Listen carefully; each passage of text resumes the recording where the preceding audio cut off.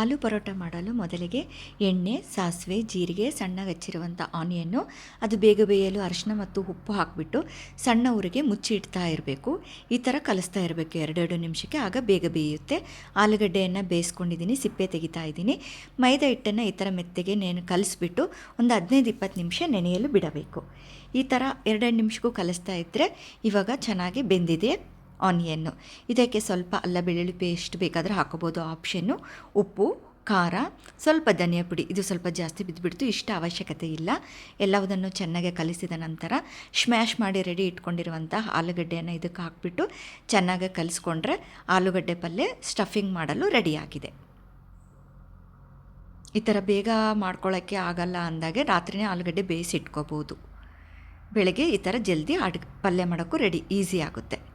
ಇವಾಗ 20 ನಿಮಿಷ ಆದ ನಂತರ ಈ ಹಿಟ್ಟನ್ನು ಕೈಗೆ ಎಣ್ಣೆ ಹಚ್ಕೊಂಡು ಈ ಥರ ಚೆನ್ನಾಗಿ ಎಲ್ಲ ಕಡೆ ಸ್ಪ್ರೆಡ್ ಮಾಡಿಕೊಂಡು ಕೆಳಗಡೆದು ಮೇಲೆದು ಕೆಳಗೆ ಮಾಡ್ತಾ ಇರಬೇಕು. ಆಗ ಎಲ್ಲ ಹಿಟ್ಟು ಈಕ್ವಲ್ ಆಗಿ ಆಗುತ್ತೆ, ನೀರು ಗಟ್ಟಿ ಅಂತ ಅನಿಸಲ್ಲ, ಮತ್ತು ಯಾವುದೇ ರೀತಿ ಅಂಟಲ್ಲ. ಎಲ್ಲ ಕಡೆ ಎಣ್ಣೆ ಹಚ್ಚೋದ್ರಿಂದ ಕೆಳಗಿನ ಭಾಗ ಮೇಲೆ ಭಾಗ ಕೆಳಗೆ ಮಾಡಿಬಿಟ್ಟು ಎಲ್ಲ ಕಡೆ ಎಣ್ಣೆ ಹಚ್ಕೊಂಡು ಈ ಥರ ರೆಡಿ ಮಾಡ್ಕೋಬೇಕು. ಇವಾಗ ಹಂಚು ಕಾಯಲು ಇಟ್ಟಿರಬೇಕು. ಹೋಳಿಗೆ ಪೇಪರ್ಗೆ ಫಸ್ಟಿಗೆ ಮಾತ್ರ ಒಂದು ಸ್ವಲ್ಪ ಎಣ್ಣೆ ಹಚ್ಕೊಂಡಿರಬೇಕು. ಇವಾಗ 2 ಬೆರಳುಗಳ ಸಹಾಯದಿಂದ ಈ ಥರ ಕಟ್ ಮಾಡಿಕೊಂಡ್ರೆ ಕರೆಕ್ಟಾಗಿ ಬರುತ್ತೆ. ನಮ್ಗೆ ಯಾವ ಸೈಜ್ ಬೇಕೋ ಆ ಸೈಜು ನಾವು ಉಳ್ಳೆನ ಕಟ್ ಮಾಡ್ಕೋಬೇಕು. ಇದನ್ನು ಫಸ್ಟು ಸುತ್ತಲಿ ಮಾತ್ರ ಸ್ಪ್ರೆಡ್ ಮಾಡಬೇಕು, ನಡುಕ ಸ್ಪ್ರೆಡ್ ಮಾಡ್ಕೋಬಾರ್ದು. ಇವಾಗ ರೆಡಿ ಇರುವಂಥ ಆಲೂಗಡ್ಡೆ ಪಲ್ಯನ ಮಿಡ್ಲ್ ಇಟ್ಬಿಟ್ಟು ಈ ಥರ ಚೆನ್ನಾಗಿ ಎಲ್ಲದನ್ನು ಫೋಲ್ಡ್ ಮಾಡ್ತಾ ಹೋಗಬೇಕು. ಅದು ಯಾವುದೇ ರೀತಿ ಹೊರಗಡೆ ಬರದೇ ಇರೋ ಥರ. ಹಾಗಂತ ಸ್ವಲ್ಪ ಹೊರಗಡೆ ಬಂದರೆ ಏನು ಪರವಾಗಿಲ್ಲ, ಹೂರಣ ಹೋಳಿಗೆ ಥರ ಕಷ್ಟ ಅಂತ ಏನೂ ಇಲ್ಲ, ಹೊರಗಡೆ ಬಂದರೂ ಪರವಾಗಿಲ್ಲ, ಈಸಿಯಾಗಿ ಮಾಡ್ಕೋಬೋದು. ಈ ಲತ್ತುಣಿಕೆಗೂ ಸ್ವಲ್ಪ ಫಸ್ಟಿಗೆ ಎಣ್ಣೆ ಹಚ್ಕೋಬೇಕು. ಈ ಥರ ಎಲ್ಲ ಕಡೆ ತಿರ್ಸ್ತಾ ಚಪಾತಿ ಯಾವ ಥರ ಆದರೆ ನಾವು ತೀಡ್ತೀವಿ ಆ ಥರ ಮಾಡ್ತಾ ಹೋಗಬೇಕು. ಬಟ್ ಅದರಷ್ಟು ಫೋರ್ಸಲ್ಲಿ ಮಾಡಬಾರ್ದು, ಸ್ವಲ್ಪ ಮೃದುವಾಗಿ ತಿಕ್ತಾ ಹೋಗಬೇಕು. ಎಲ್ಲಾದರೂ ಆಲೂಗಡ್ಡೆ ಸ್ವಲ್ಪ ಸಿಕ್ತು ಅಂದರೆ ಕೈಯಿಂದ ನಾವು ಈ ಥರ ತಟ್ಟೋದ್ರಿಂದ ಅದನ್ನು ಸ್ಮ್ಯಾಶ್ ಮಾಡಿದರೆ ಅದನ್ನು ಚೆನ್ನಾಗಿ ಮೆತ್ತಗಾಗ್ಬಿಡುತ್ತೆ. ಆವಾಗ ಈಸಿಯಾಗಿ ಮಾಡ್ಕೊಳ್ಳೋಕೆ ಅನುಕೂಲ. ಇವಾಗ ಅಂಚಿನ ಮೇಲೆ ಹಾಕಿಬಿಟ್ಟು ಇದನ್ನು ಪೇಪರ್ ತೆಗೆದುಬಿಡಬೇಕು. ಮಾಮೂಲಿ ಚಪಾತಿ ಯಾವ ಥರ ಆದರೆ ನಾವು ಸುಟ್ಕೊತೀವಿ ಆ ಥರ ಅಂಚು ಚೆನ್ನಾಗಿ ಕಾದಿದ್ರೆ 2 ಕಡೆ ಬೇಗ ಬೇಯುತ್ತೆ. ಇವಾಗ ಇದು ಚೆನ್ನಾಗಿ ಡ್ರೈ ಆಗಿದೆ, ಸೊ ಕೆಳಗಡೆ ಬೆಂದಿದೆ. ಇವಾಗ 2 ಸೈಡು ಒಂದು ಕಡೆ ಬೆಂದಿದೆ, ಇನ್ನೊಂದು ಸೈಡನ್ನು 1-2 ನಿಮಿಷ ಬಿಟ್ಟರೆ ಈ ಥರ 2 ಸೈಡು ಚೆನ್ನಾಗಿ ಬೆಂದಿದೆ.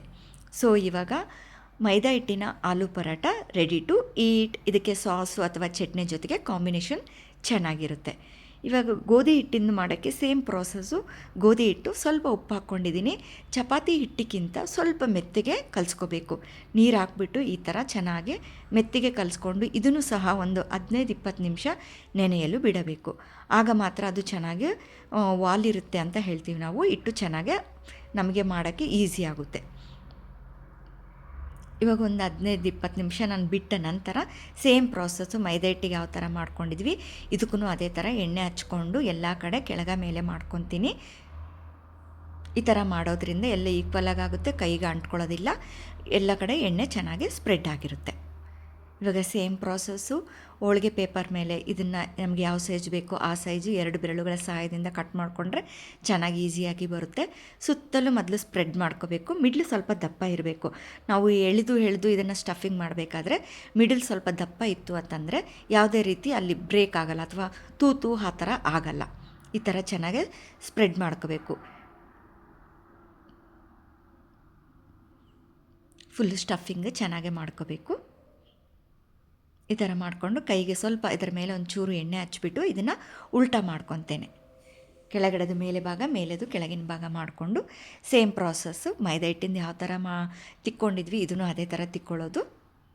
ಹಿಟ್ಟು ಮಾತ್ರ ಚೇಂಜ್. ಮೈದಾ ಹಿಟ್ಟು ಇಷ್ಟಪಡದೇ ಇರೋರು ಈ ಥರ ಗೋಧಿ ಹಿಟ್ಟನ್ನು ಮಾಡ್ಕೋಬೋದು ಅಂತ ಇದೊಂದು ಮೆಥಡನ್ನು ತೋರಿಸ್ತಾ ಇದ್ದೇನೆ. ಇದು ಇವಾಗ ಅಂಚಿನ ಮೇಲೆ 2 ಕಡೆ ಸುಟ್ಕೋಬೇಕು. ಇದಕ್ಕೆ ಬೇಕಂದರೆ ನಾವು ಹಸೆ ಖಾರದ್ದು ಪಲ್ಯ ಅಂದರೂ ಮಾಡ್ಕೋಬೋದು, ಒಣ ಖಾರ ಆದರೂ ಮಾಡ್ಕೋಬೋದು. ಆನಿಯನ್ ಬೇಯೋ ಟೈಮಲ್ಲಿನೇ ಹಸೆ ಖಾರ ಪೇಸ್ಟ್ ಹಾಕಿಬಿಟ್ಟು ಅದು ಸ್ವಲ್ಪ ಬೆಂದ್ಬಿಟ್ಟು ಮಾಡಿಕೊಂಡ್ರೆ ಹಸೆ ಖಾರದ ಆಲೂ ಪರೋಟನೂ ಚೆನ್ನಾಗಿರುತ್ತೆ. ಇದನ್ನು ಇವಾಗ 2 ಕಡೆ ಚೆನ್ನಾಗಿ ಬ್ರೌನಾಗಿ ಸುಟ್ಕೊತಾ ಇದ್ದೀನಿ. ಇವಾಗ ಟೇಸ್ಟಿ ಆದಂತಹ ಗೋಧಿ ಹಿಟ್ಟಿನ ಆಲೂ ಪರೋಟ ರೆಡಿಯಾಗಿದೆ. ಇವಾಗ 2 ಟೈಪ್ ನೋಡ್ತಾ ಇದ್ದೀರಾ, ಮೈದಾ ಹಿಟ್ಟಿನ ಮತ್ತು ಗೋಧಿ ಹಿಟ್ಟಿನ ಆಲೂ ಪರೋಟ ವಿತ್ ಚಟ್ನಿ ಅಥವಾ ಸಾಸ್ ಎರಡೂ ಜೊತೆಗೆ ಚೆನ್ನಾಗಿರುತ್ತೆ ಟೇಸ್ಟು. ಇವಾಗ ಇದನ್ನು ಕ್ರಿಸ್ಪಿ ಮಾಡ್ಕೋಬೇಕಂದ್ರೆ ಒಲೆ ಚೆನ್ನಾಗಿ ಕಾದಿರಬೇಕು, ಸಣ್ಣ ಉರಿಗೆ ಸಣ್ಣ ಒಲೆಗೆ ಇರಬೇಕು.